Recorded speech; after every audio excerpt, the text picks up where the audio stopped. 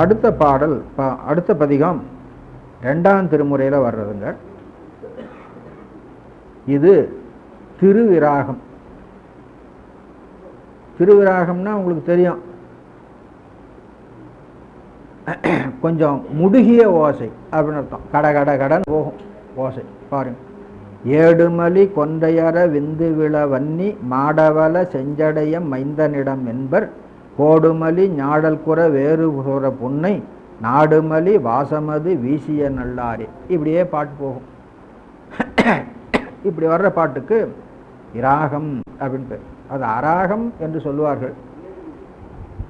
முடுகிய ஓசை அப்படின்னு அர்த்தம், வேற ஒன்றும் இல்லை. பாருங்க, ஏடுமலி கொன்றை, ஏடு இதழ், அரவிந்து தாமரை, இளவன்னி தெரியும், மாடவல செஞ்சடையம் மைந்தனிடம் என்பர். இந்த மாடவல என்பதற்கு, மாடு என்பதற்கு பொன் என்று அர்த்தம் பண்ணி, அவல என்பதற்கு அவலப்பட்ட அப்படின்னு அர்த்தம் பண்ணி,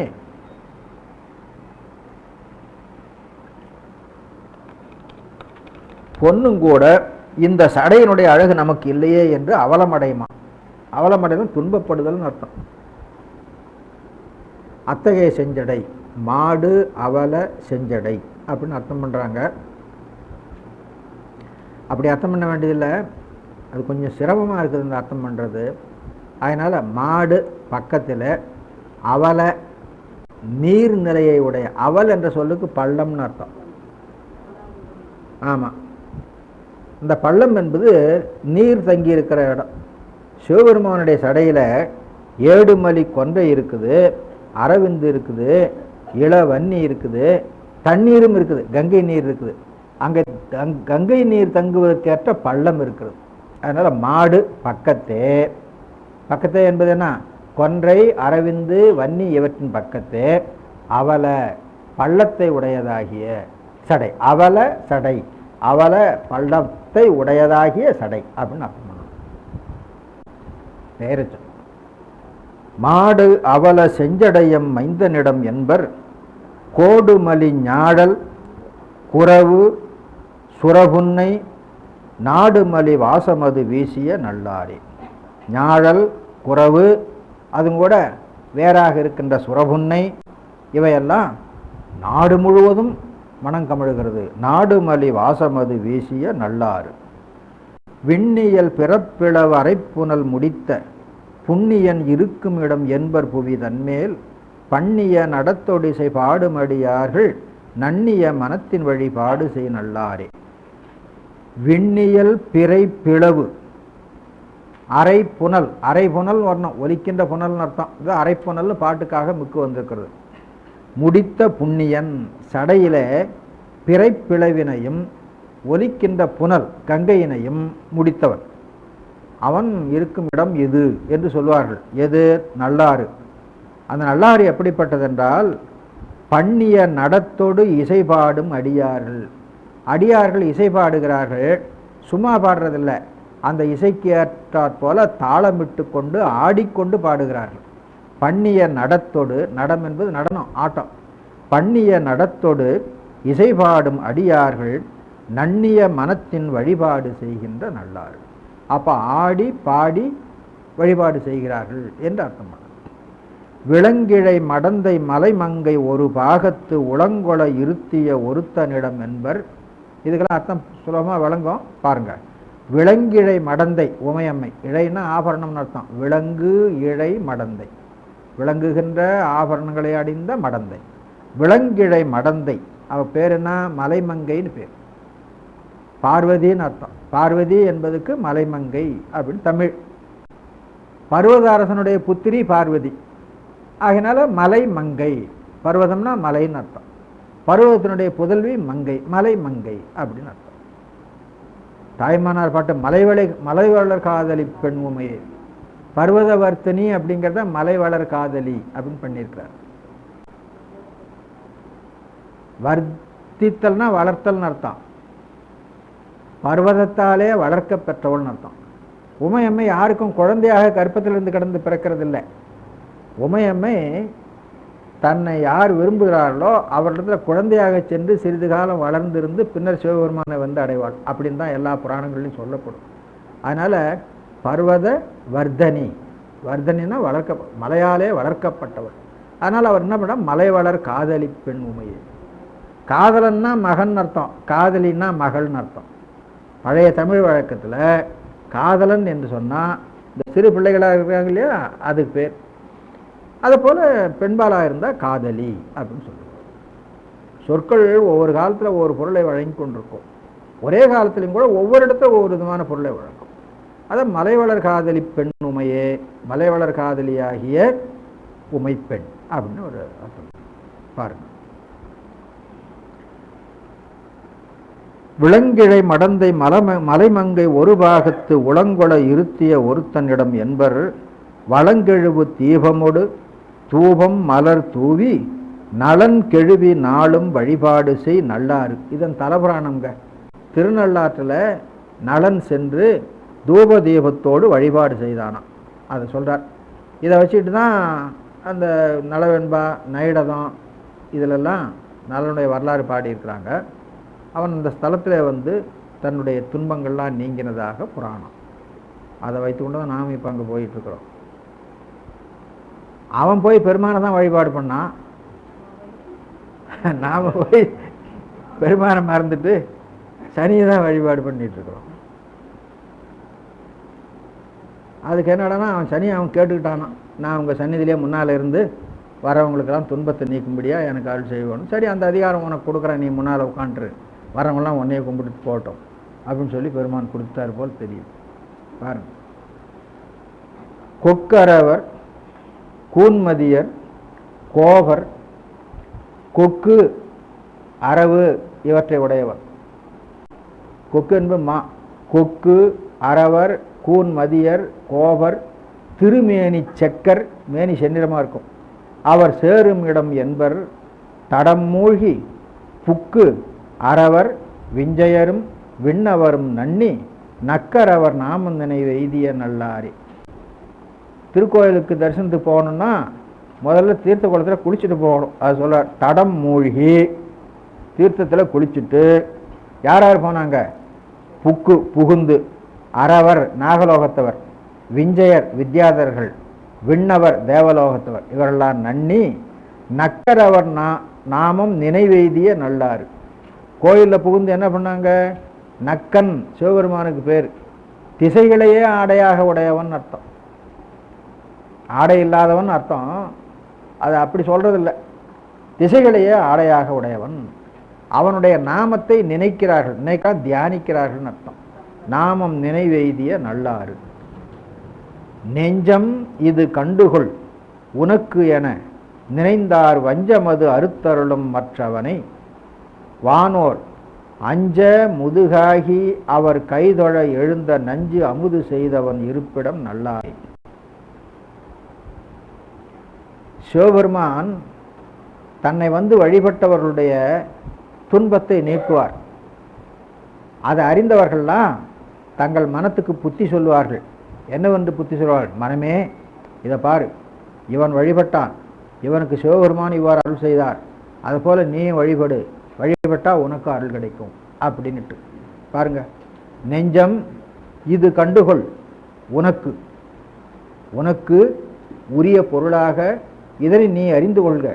நெஞ்சம் இது கண்டுகொள் உனக்கு என என்று எல்லோரும் சொல்லும்படியாய் நினைந்தார் வஞ்சமது அறுத்தருளும் மற்றவனை. தன்னை தியானித்தவர்களுடைய துன்பத்தை, வஞ்சம் இருந்த துன்பம், அதனை நீக்கியவன் அப்படின்னு அர்த்தம். இப்போ நம்ம மனசுக்கு ஒரு புத்தி சொல்ல வேணும்னா ஏதாவது ஒரு எடுத்துக்காட்டு சொல்லணும்ல. பார், அவர் வழிபட்டார், அவருக்கு அது நடந்தது, அதை போல் நீ வழிபடு அப்படின்னு சொல்லணும். அது சொல்கிறார் இங்கே. வஞ்சமது அறுத்தருளும் மற்றவனை வானோர் அஞ்ச முதுகாகி, முதுகாகி அஞ்ச, இப்படி மாற்றிக்கொள்ளணும், அஞ்ச முதுகாகி, புறமுதுகிட்டு அஞ்ச, நஞ்சு தோன்றிட்டு அவனை ஐயோ ஓட ஆரம்பித்தானுங்க. அதனால் முதுகாகி அஞ்ச, புறமுதுகிட்டு அஞ்ச, அப்புறம் அவர் கைதொழ, இந்த நஞ்சு எங்களை கொண்டு விடும் போல் இருக்கிறது, எங்களை காப்பாற்றுங்கள் என்று வேண்டினார்கள். அவர் கைதொழ எழுந்த நஞ்சு, அப்படிப்பட்டதாக எழுந்த அந்த நஞ்சை அமுது செய்தவன் இருப்பிடம் நல்லாறு. பாலன் அடி பேண அவன் ஆறுயிர் குறைக்கும் காலன் உடல் மாள முன் உதைத்த அரண் ஊராம். மார்க்கண்டேயனுடைய வரலாறு சொல்றார். பாலன் மார்க்கண்டேயன் அடிபேண இவனுடைய திருவடியை வழிபட்டு கொண்டிருக்க அந்த சமயத்தில் காலன் வந்தான். எந்த நினைப்போட வந்தான்? அவன் ஆறுயிர் குறைக்கும் காலன் வந்தான். அவனுடைய உடல் மாளும்படியாய் முன் உதைத்தான். அத்தகைய அரண் எழுந்தருளி இருக்கின்ற ஊர் திருநள்ளாறு என்று சொல்லுகிறார். கோலமலர் நீர்க்குடம் எடுத்து மறையாளர் நாளின் வழி நின்று தொழில் பேணிய நல்லாரே. இது அந்தணர்கள் வழிபடுகிற முறை சொல்லுகிறார். மறையாளர்கள் வழிபாட்டுக்கு செல்லுகிறார்கள், மலரும் தீர்த்த குடமும் கொண்டு செல்லுகிறார்கள். அது சொல்றார். கோல மலர், கோலம்னா அழகு, அழகிய மலர், நீர்க்குடம் அபிஷேகத்துக்குரியது எடுத்து யாரு? மறையாளர் என்ன செய்கிறார்கள்? நாளின் வழி நின்று தொழில் பேணிய நல்லாறு. நாளின் வழி, நாள் நான்கு, நான்கு என்பது எண்ணு குறிப்பு சொல்லு, நாள் வேதத்தை குறிக்கிறது. நாள் வேதம் கூறிய நெறியிலே வழிபாடு செய்கின்றவர்கள் அவர்கள் அப்படின்னு சொல்லி நாளின் வழி நின்று தொழில் பேணிய நல்லாறு. நீதியர், நெடுந்தகையர், நீள்மலையர், பாவை பாதியர், பராபரர், பரம்பரர். இந்த பாட்டில் பெருமானுடைய புகழை வரிசை அடுக்கியிருக்கிறார். முதல்ல பாருங்க, நீதியர், அப்புறம் நெடுந்தகையர், நீள்மலையர் உயர்ந்த மலையை உடையவர், பாவை பாதியர். அந்த நீள்மலையர் என்பது ரெண்டாவது ஒரு அர்த்தம் பண்ணுங்க. நீள்மலையர் பாவை பாதியர் சொல்றது அர்த்தமாதான். நீள்மலையர்னு ஒரு தரம் நிறுத்திங்க, பாவை பாதியர்னு அர்த்தம் பண்ணிங்க. இன்னொரு தரம் நீள்மலையர் பாவை பாதியர். நீள்மலையர் என்பது பாவை கடைமொழியாக்கி மலைமகள் என்று அர்த்தம் பண்ணுங்க. நீள்மலையர் பாவை பாதியர். அதுக்கு மேலே இருக்கிற ரெண்டு வார்த்தை நல்லா கவனிச்சுக்கோணுங்க. பராபரர், பரம்பரர் ரெண்டும் ஒரே மாதிரியாக தான் தெரியும். பராபரர், பரம்பரர் ரெண்டும் ஒரே மாதிரியாக தான் தெரியும். ஆனால் ரெண்டும் வேற வேற. என்ன வேறன்னு கேட்டால், பரா என்பது சக்திக்கு பேர், பரன் சிவத்துக்கு பேர். பராபரன் சிவமும் சக்தியுமாக இருப்போம். பரா என்றாலும் சரி, பறை என்று சொன்னாலும் சரி, அது சிவசக்தியை குறிக்கும். பரன் என்று சொன்னால் இவனை குறிக்கும். அப்போ பரா என்னும் சக்தியாகவும் பரன் என்னும் சிவமாகவும் இருப்பவன் பராபரன். இன்னொன்று பர அபர ரெண்டு சேர்ந்து பராபரன் வரும். பர என்பதுக்கு மேலு, அபர என்பதுக்கு கீழ் என்று பொருள். அப்போ மேலான பொருள்களுக்கெல்லாம் மேலானவனாகவும் அதே போல் சிறிய பொருள்களுக்கெல்லாம் சிறியவனாகவும் இருப்பவன் என்று ஒரு அர்த்தம். அது இங்கே பண்ண வேண்டியது. அது பரம்பரன் என்பதில் வந்துடுது. ஆகையினால இந்த பராபரன் என்பதுக்கு பரா என்னும் சக்தியாகவும் பரன் என்னும் சிவனாகவும் இணைந்திருப்பவன் ஒன்று. அப்புறம் பரம்பரன் வருது பாருங்க, மேலானதுக்கெல்லாம் மேலாக இருப்பான். பரம்னா மேலு, மேலுக்கு மேலாக இருப்பவன் பரம்பரன். அதனால் இந்த இடத்த கொஞ்சம் கவனமாக கேட்டுக்குங்க. பராபரன் என்பதும் பரம்பரன் என்பதும் ஒரே மாதிரியாக தெரியும். அந்த ரெண்டுக்கும் வேற வேற பொருள் வேறுபாடு இருக்கிறது. அதை புரிந்து கொள்ளுங்கள். பாருங்கள், இருக்கை அவர் தங்கி இருக்கிற இருக்கை அவர் தங்கி இருக்கிற இடம் எதுன்னு கேட்டால் நல்லாறு. வேதியர்கள் வேள்வி ஒழியாது மறை நாளும் ஓதி அரண் நாமம் உணர்த்திடு நல்லாறு. வேதியர்களுடைய தொழில் என்னன்னு சொல்கிறார் பாருங்க. வேதியர்கள் வேள்வி ஒழியாது, வேள்வி செய்கிறது தான் அவங்களுக்கு வேலை, அதில் தவிர்வதே இல்லை. அப்புறம் மறை நாளும் ஓதி, நாள்தோறும் வேதம் ஓதுவது அவர்களுக்கு வேலை, அதையும் தவிர்வதில்லை. அதுக்கு மேலே ஒன்று சொல்கிறாங்க, அரண் நாமம் முன் உணர்த்திடும் நல்லாறு. இறைவனுடைய திருப்பெயரை மற்றவர்களெல்லாம் உணர்த்துபவர்கள் அவர்கள். அப்போ அவர்களுக்கு 3 வேலை சொல்லி வச்சிருக்கிறார். வேள்வி செய்கிறது ஒரு வேலை, வேதம் ஓதுதல் ஒரு வேலை, அரண் நாமம் உணர்த்துதல். உணர்த்துதல்னால் பக்குவம் உடையவர்களாய் வருபவர்களுக்கு கற்பித்தல் அல்லது உபதேசித்தல், அப்படியே அவங்களுடைய தகுதி தகுந்தால் வச்சுக்குவோம். இந்த 3 தொழில் அவர்களுக்கு சொல்லி வச்சிருக்கிறார். அடுத்த பாட்டு. கடுத்து வல் அரக்கன் முன் நெருக்கி வரை தன்னை எடுத்தவன். கடுத்துன்னா கோபித்துன்னு அர்த்தம். வல்லரக்கன் ராவணன் ரொம்ப கோபம் கொண்டு, என்ன கோபம் அப்படின்னு கேட்டால், என்னுடைய தேர் போகிற வழியில் குறுக்கிட்டு இந்த மலை நிற்கிறதா, அப்படி போவோம், அதை எடுத்து பெயர்த்து அந்த பக்கம் வச்சுடலாம் அப்படின்னு போனோம். கடுத்து வல் அரக்கன் முன் நெருக்கி வரை தன்னை எடுத்தவன் அவனுடைய முடித்தலைகள் 10 மிகு தோளும், மிகு தோல் என்பது 2 பங்கான தோல், 10 தலை 20 தோல் அப்படிங்கிறனால மிகு தோளும் அடர்த்தவர் அவர் தமக்கு இடம் என்பது நல்லாறு என்பர் அழி பாட வண்டுகள், அழினா வண்டுகள், அழி பாட நடத்த கலவை திரள்கள் வைகிய நல்லாறு. நடத்த கலவை திரள், நடத்தோடு கூடிய, நடனத்தோடு கூடிய கலவை கூட்டு. அப்போ பாட்டு, ஆட்டம், அது கூட தாளம், இவைகளெல்லாம் கூடிய நல்லாறு. உயர்ந்தவன் உருக்கொடு திரிந்து உலகமெல்லாம் பயந்தவன் நினைப்பரிய பண்பனிடம் என்பர். உயர்ந்தவன் நெடுமால், அப்புறம் உலகமெல்லாம் பயந்தவன் பிரம்மா, நெடுமாலும் பிரம்மாவும். உயர்ந்தவன் உருக்கொடு திரிந்து, உருக்கொடு திரிந்து உயர்ந்தவன்.